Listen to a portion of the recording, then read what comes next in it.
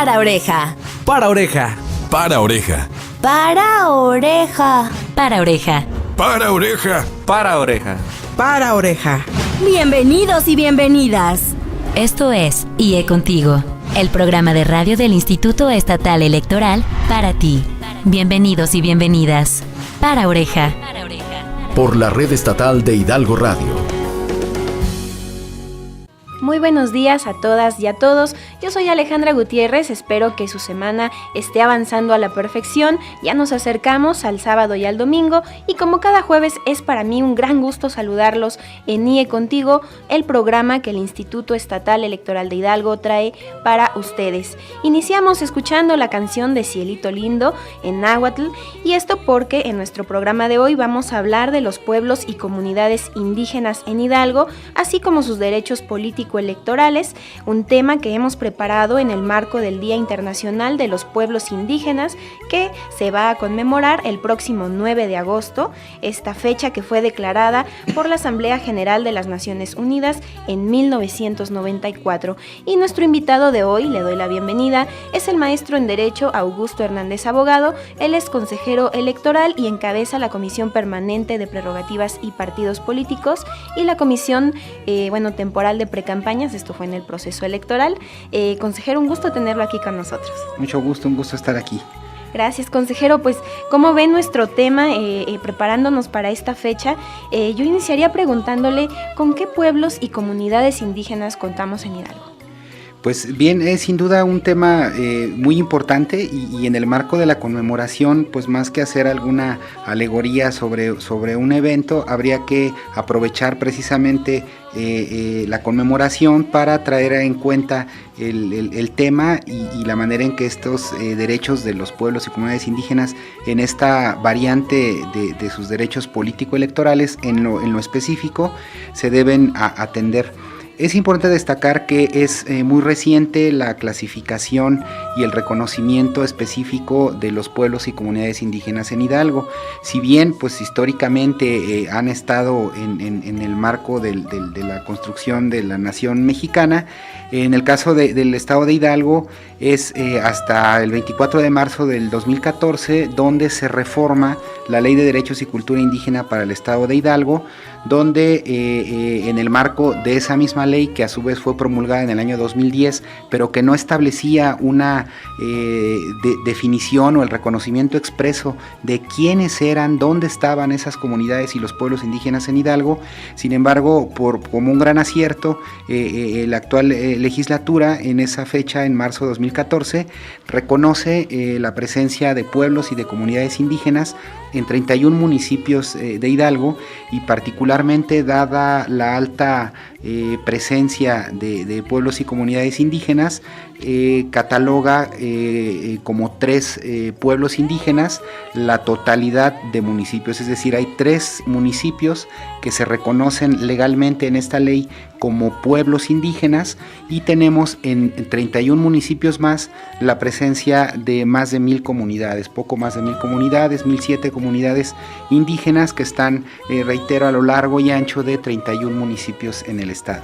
Poco más de 1,000 comunidades indígenas y bueno, retomando esta ley de derechos y cultura indígena que usted nos menciona, vamos a mencionar algunos de estos municipios, son por ejemplo Acasochitlán, Calnali, Huautla, Huasalingo, Ixmiquilpan, Jaltocán, Tepeji del Río, Xochiatipan y Zimapán, entre muchos otros, ¿no, consejero?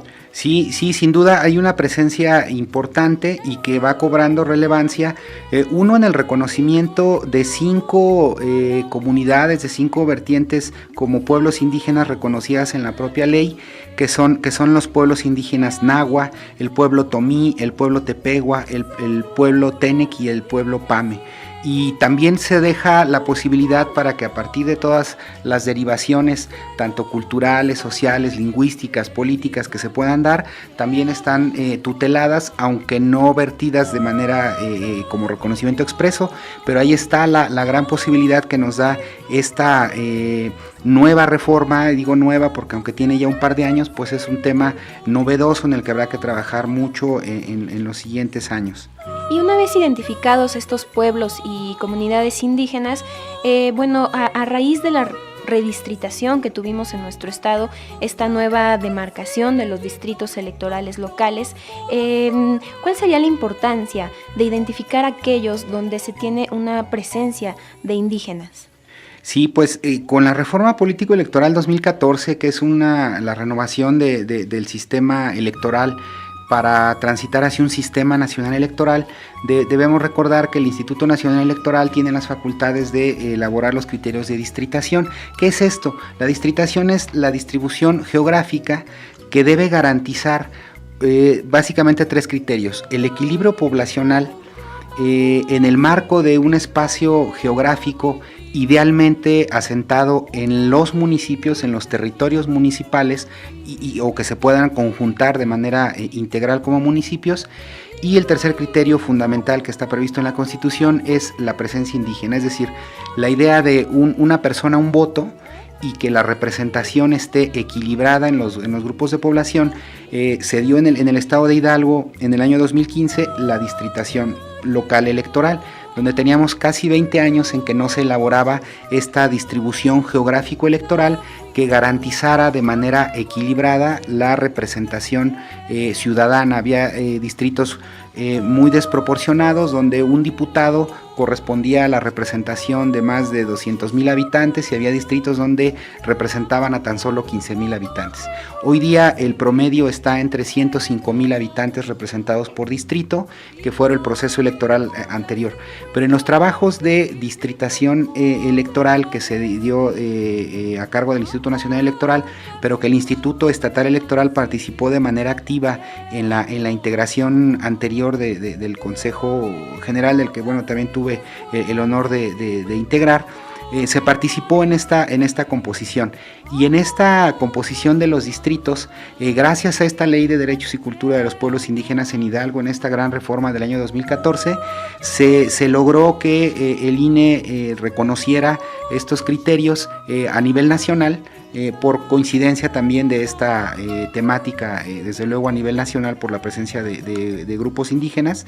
Y en el caso de Hidalgo se logró la definición como distritos electorales para diputaciones conformadas mayoritariamente por población indígena, es decir, el INE las reconoció legalmente como distritos indígenas. Son 3 distritos indígenas los que en lo particular se tiene ahí un reconocimiento expreso sobre la base de esta presencia, pero también esto tendrá un impacto significativo en la presencia por lo menos de los 31 municipios que también tienen presencia indígena, con más de 1,000 comunidades, como ya mencionábamos, en la integración de los órganos de gobierno. Es decir, es un tema que, al igual que otros temas, particularmente el género, por ejemplo, que han venido ganando terreno para garantizar su presencia, el tema de la presencia, la proporcionalidad representativa de los grupos indígenas tendrá que estar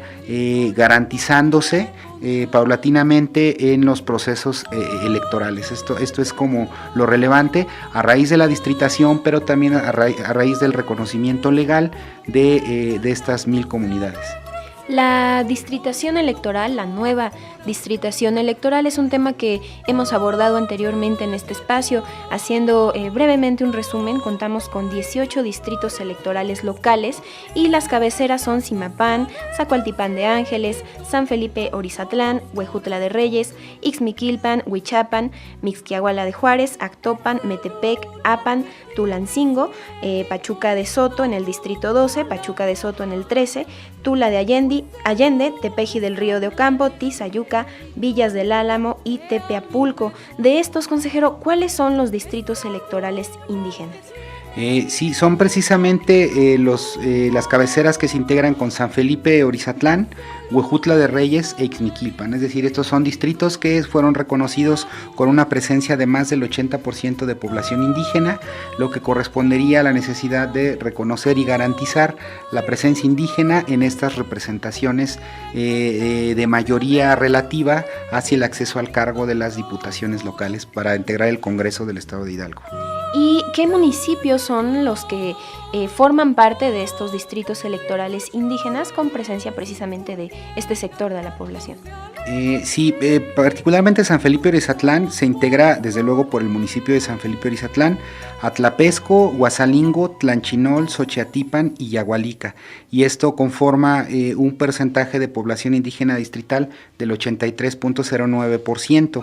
Huejutla de Reyes es un distrito con menos municipios que lo integran, que es Huejutla municipio, Huautla y Jaltocán, pero por la presencia de la densidad poblacional que ya mencionábamos que ronda por los 105,000 habitantes, tienen una presencia cerrada del 80%, y en el caso de Ixmiquilpan tiene la presencia de Ixmiquilpan como cabecera municipal, pero también distrital, del municipio del Cardonal, de Chicuautla, Nicolás Flores, y de Santiago de Anaya, que corresponden a una presencia del 70.1%, que fue un criterio que definió el Instituto Nacional Electoral, que a partir de una presencia del 70% se reconocería como un criterio de representación mayoritariamente indígena.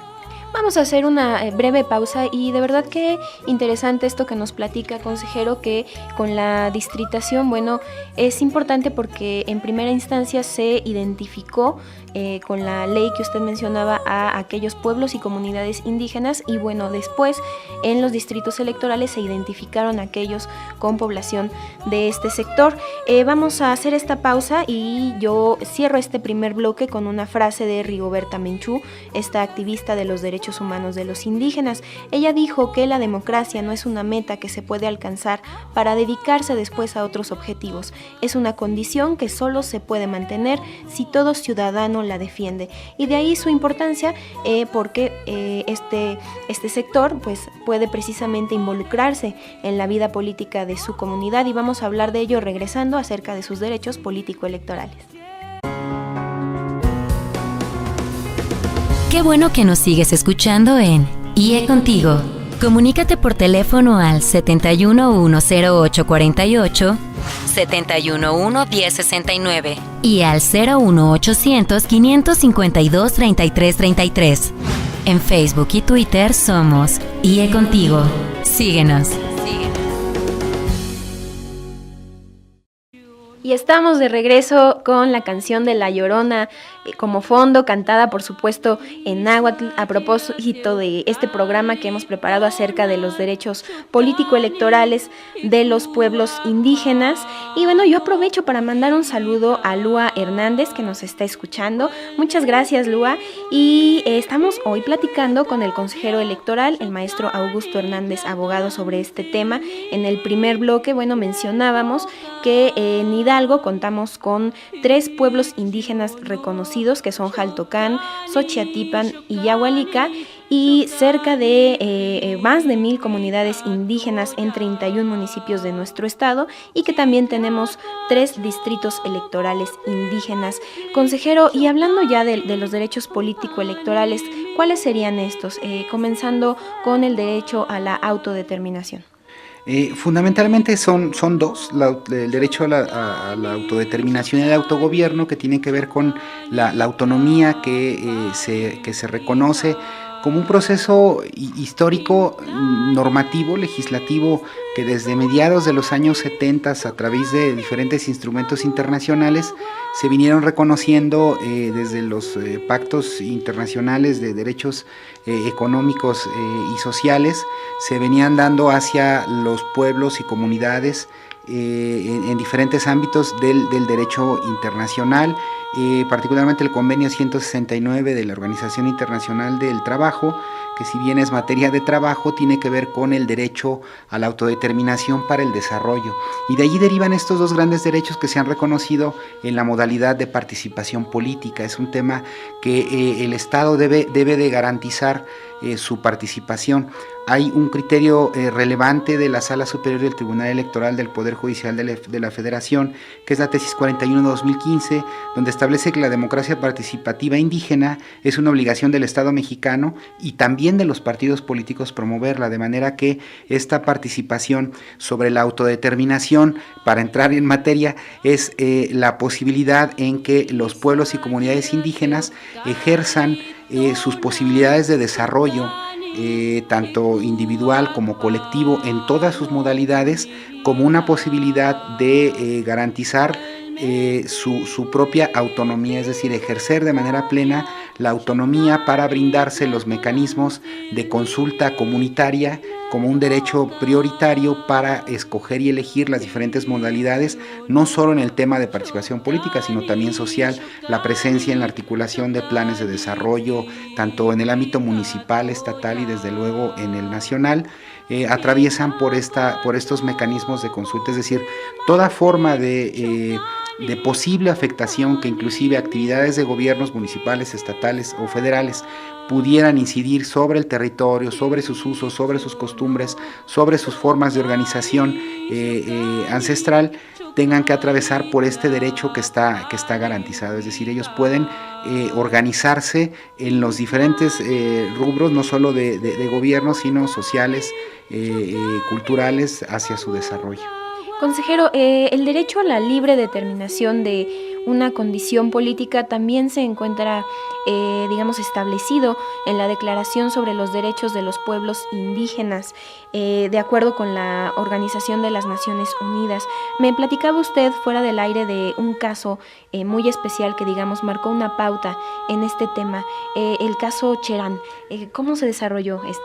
Sí, particularmente con el caso Cherán tiene una relevancia muy importante a partir del año 2010, en donde se resuelve finalmente hasta el año 2011, en el que una comunidad constreñida en un municipio, es lo que equivaldría aquí a un pueblo indígena ya reconocido, eso es, un pueblo equivale a un municipio indígena, establece que no quiere participar de la vida política tradicional que conocemos desde esta versión de partidos de gobierno, y entonces ellos solicitan un mecanismo de consulta para que sea reconocido su derecho de formar un gobierno, que es el otro derecho político electoral muy en concreto de los pueblos y comunidades indígenas, que es de organizarse para darse su mecanismo de gobierno.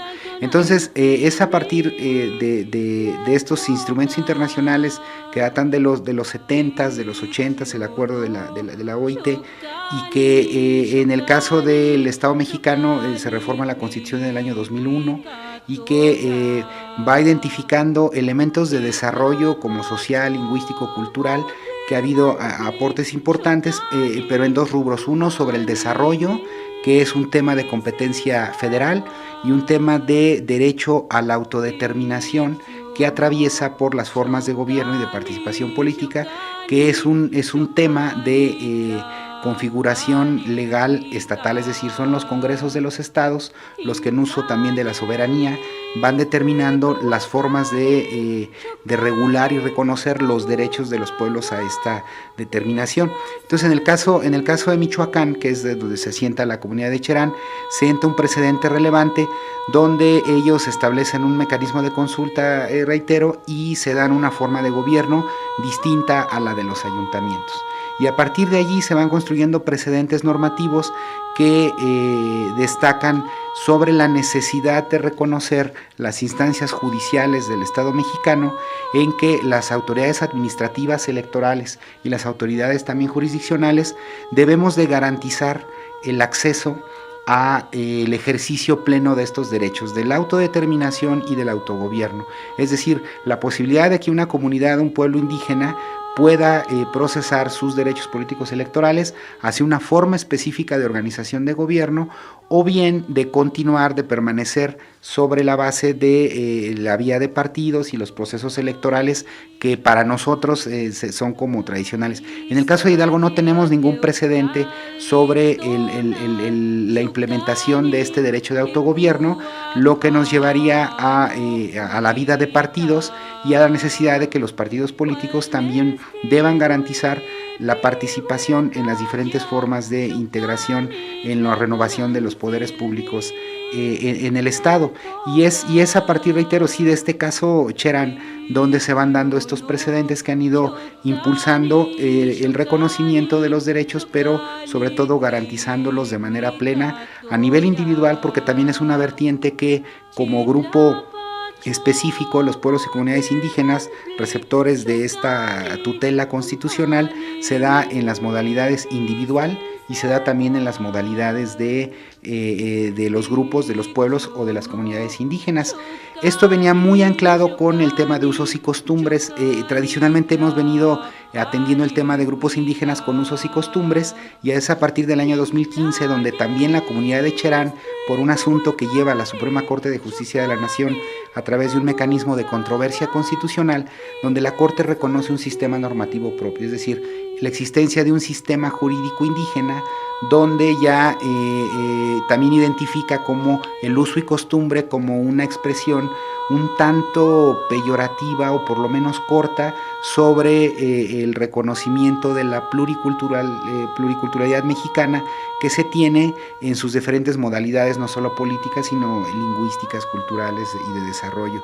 Entonces es con esta determinación de la Corte donde viene una detonación sobre el tema nuevamente de los derechos de los pueblos y comunidades indígenas, y que estaremos en la necesidad de atender sobre proteger y maximizar estos derechos al amparo también de los derechos humanos. Es decir, hoy los sistemas normativos indígenas deben también de garantizarse que en lo que hemos venido conociendo como usos y costumbres no transgredan los derechos humanos. Los derechos políticos de participación de las mujeres deben de estar garantizados. También la propia Constitución hizo una adecuación constitucional después de la resolución de la controversia constitucional de 2015.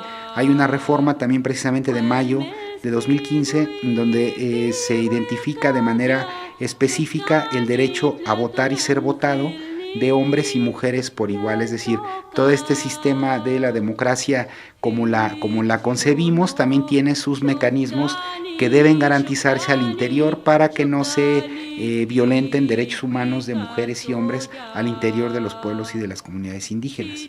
Y para ahí iba mi siguiente pregunta, consejero. Bueno, está este derecho a la libre autodeterminación, pero también el derecho a votar y ser votado, porque ¿qué pasaría si hay alguna comunidad indígena donde, por lo que antes se llamaba, como usted dice, usos y costumbres, digamos, las mujeres o no pueden votar o no se pueden postular en las elecciones, ¿no? Está, digamos, un derecho frente a otro. Sí, claro, y ahí no habría, digamos, el derecho a la autodeterminación en términos de violentar los derechos constitucionalmente también reconocidos. Entonces, los mecanismos de tutela de derechos políticos de las mujeres también están anclados a la atención de este sector de la población, con los mismos mecanismos que tienen todos los candidatos, los aspirantes, los militantes, los propios partidos políticos, sobre medios de impugnación en materia electoral, donde deben ser atendidos estos derechos resguardados, pero además con una visión pluricultural donde se intervengan estos derechos, garantizando y maximizando la autonomía, pero sobre todo en la intención de maximizar esa autonomía libre de injerencias externas. Es decir, lo que se estará buscando a partir de una serie de obligaciones que nos impone tanto la Suprema Corte de Justicia como la Sala Superior y el Tribunal Electoral, con estos precedentes de Cherán, precisamente algunos precedentes también en el caso de Oaxaca, donde también no había por usos y costumbres el derecho de participación de las mujeres y de juicios ganados ante la Sala Superior,